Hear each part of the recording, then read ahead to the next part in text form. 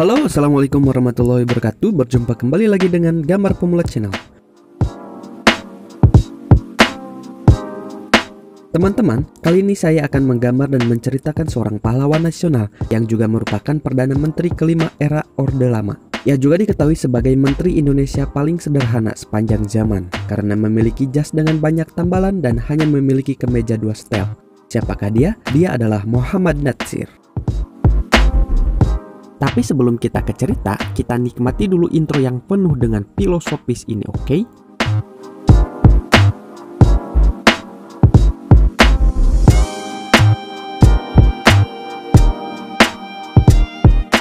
Terima kasih sudah meluangkan waktunya teman-teman untuk melihat intro yang penuh dengan filosofis ini. Yuklah, tanpa basa-basi, kita tonton dan dengarkan videonya.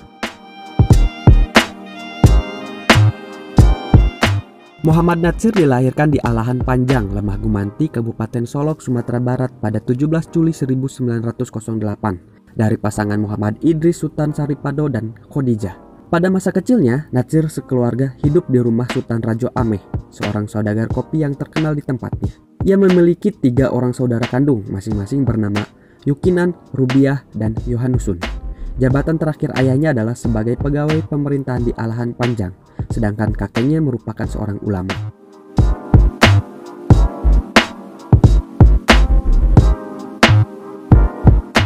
Natsir mulai mengenyam pendidikan di sekolah rakyat Maninjau selama 2 tahun hingga kelas 2, kemudian pindah ke Holland Inland School Adibaya di Padang. Setelah beberapa bulan, ia pindah lagi ke Solok dan dititipkan di rumah saudagar yang bernama Haji Musa. Ia juga belajar ilmu agama Islam di Madrasah Diniyah pada malam hari.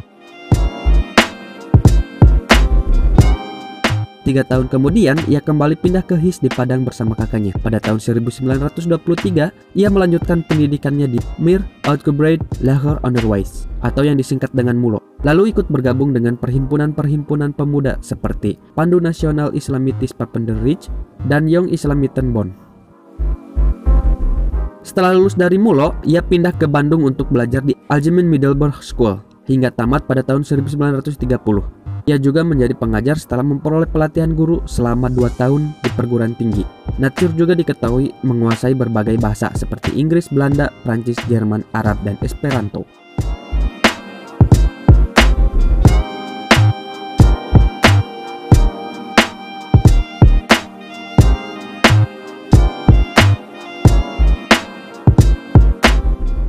Selama di Bandung, ia memperdalam lagi ilmu agamanya termasuk dalam bidang tafsir Al-Quran, hukum Islam, dan dialektika. Kemudian pada tahun 1932, Natsir berguru pada Ahmad Hasan, tokoh besar dari organisasi Islam Persatuan Islam. Pada 20 Oktober 1934, Natsir menikah dengan Nur Nahar di Bandung. Dari pernikahan tersebut, Natsir dikaruniai 6 anak. Natsir banyak bergaul dengan pemikir-pemikir Islam seperti Agus Salim. Ia dan Salim terus bertukar pikiran tentang hubungan Islam dan negara demi masa depan pemerintahan Indonesia yang dipimpin Soekarno.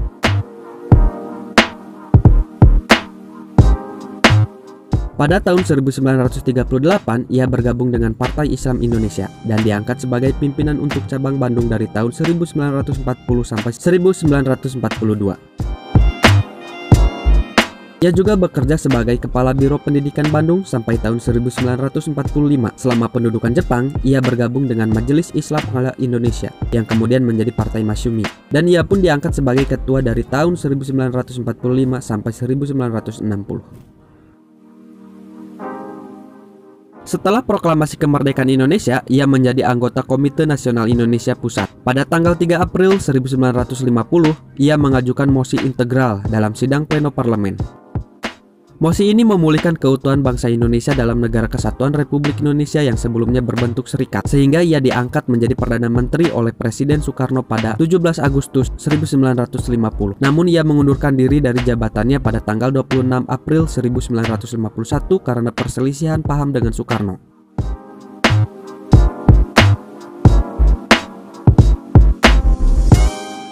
Selama era demokrasi terpimpin di Indonesia, ia terlibat dalam pertentangan terhadap pemerintahan yang semakin otoriter dan bergabung dengan pemerintah revolusioner Republik Indonesia.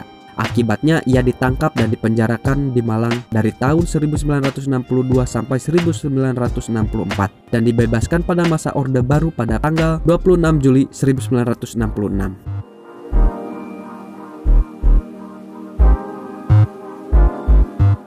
Setelah dibebaskan dari penjara, Natsir kembali terlibat dalam organisasi-organisasi Islam seperti Majelis Taksisi Rabita Alam Islami, Majelis Ala Al-Alami Lil Masjid yang berpusat di Mekah, Oxford Center for Islamic Studies di Inggris, dan World Muslim Congress di Karachi, Pakistan. Pada masa-masa awal Orde Baru, ia berjasa mengirim nota kepada Tunku Abdul Rahman dalam rangka mencairkan hubungan dengan Malaysia. Selain itu pula dialah yang mengontak pemerintah Kuwait agar menanam modal di Indonesia dan meyakinkan pemerintah Jepang tentang kesungguhan Orde Baru membangun ekonomi. Di era Orde Baru, Natsir membentuk Yayasan Dewan Dakwah Islamiyah Indonesia. Ia juga mengkritisi kebijakan pemerintah dan menandatangani petisi 50 pada 5 Mei 1980 yang menyebabkan ia dilarang pergi ke luar negeri. Semasa hidupnya, Natsir telah menulis sekitar 45 buku atau monograf dan ratusan artikel yang memuat pandangannya tentang Islam dengan berbagai bahasa seperti Indonesia, Belanda, dan Inggris. Selain menulis, Natsir juga mendirikan sekolah pendidikan Islam pada tahun 1930. Namun sekolah tersebut ditutup setelah pendudukan Jepang di Indonesia. Sekalipun Natsir memiliki latar belakang pendidikan Belanda, Natsir tidak tergerak sama sekali untuk melakukan westernisasi atau sekularisasi dalam dunia pendidikan Islam. Di negara-negara lain, Natsir sangat dihormati dan dihargai hingga banyak penghargaan yang dianugerahkan kepadanya. Pada tahun 1957, ia menerima bintang Nican Istighfar dari Raja Tunisia, Lamin Bey, atas jasanya membantu perjuangan kemerdekaan rakyat Afrika Utara, Faisal Award pada tahun 1980, dan penghargaan dari beberapa ulama dan pemikir terkenal seperti Syekh Abdul Hasan Ali An-Nadwi dan Abul Ala Maududi.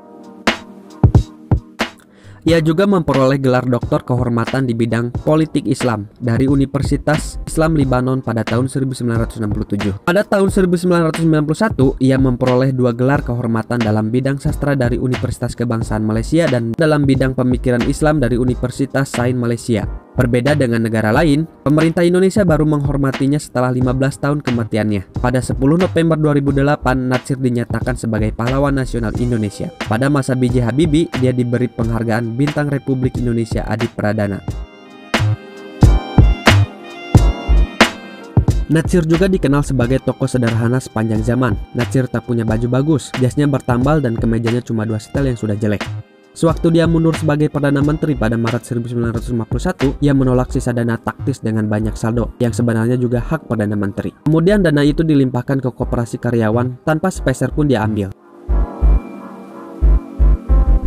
Natsir juga menolak mobil Chevrolet Impala. Ia lebih memilih mobil tua Deseto yang dia beli sendiri untuk mengantar jemput anak-anaknya. Namun karena dia masuk penjara satu ke penjara lain selama 1960 sampai 1966, ia dan keluarganya pun kehilangan rumah dan mobil Deseto tersebut karena hartanya diambil pemerintah. Dan pada tanggal 6 Februari 1993, Muhammad Natsir meninggal dunia di Jakarta. Dan inilah teman-teman gambar dari Muhammad Natsir, karya Gambar Pemula Channel. Nah, itulah teman-teman kisah dari menteri atau pahlawan nasional yang sangat mengharukan dalam lika-liku perjalanannya. Dalam kesederhanaannya, beliau tetap bersyukur dengan apa yang beliau miliki. Walaupun beberapa orang memberikan barang ataupun uang, tapi beliau malah menolaknya dan memberikannya kepada yang lain. Tanpa membawa sepeser pun ia ambil. Oke teman-teman, terima kasih karena sudah menonton dan menikmati video ini. Semoga video ini bermanfaat untuk teman-teman. Jangan lupa untuk subscribe dan like channel ini. Bila ada hal yang kurang atau masukan bisa komen di bawah. Wassalamualaikum warahmatullahi wabarakatuh.